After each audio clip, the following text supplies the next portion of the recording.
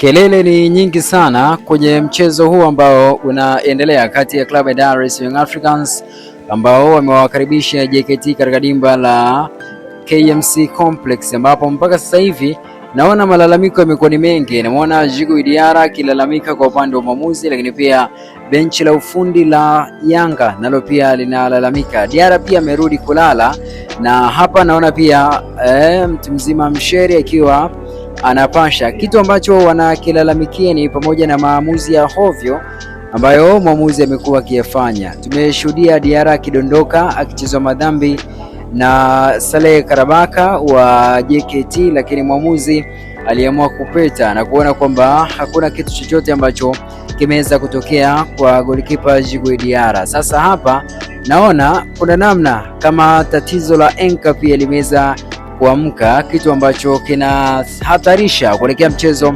wa dabi ya Kariakoo, kwa sababu ukitazama moja kati ya mchezo ambao unafuata, moja kati ya mchezo ambao kwa sasa hivi unatazamwa kwa jicho la kipekee ni mchezo wa dabi ya Kariakoo. Naona pia viongozi wa Yanga ambao ni Engineer Harry Said, lakini pia Arafat Haji nao pia wakiwa na wasiwasi baada ya Diarra kuweza kulala chini kutokana na kile ambacho kimetokea kwenye mchezo huu hapa.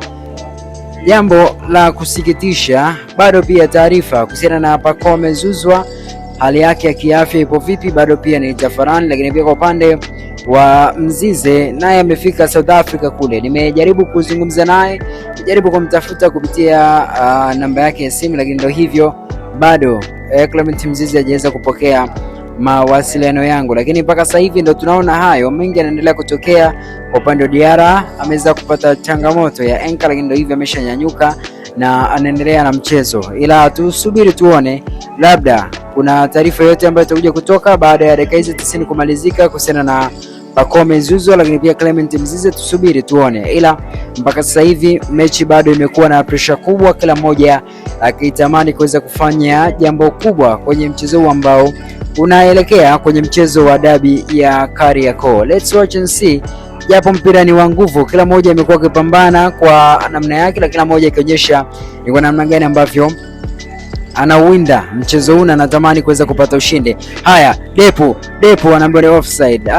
Prince Mpumelelo Dube, ilikuwa ni turning nzuri sana kwenda kufunga bao la pili, lakini ndio hivyo mwamuzi atasema ni offside kwa upande wa Prince Mpumelelo.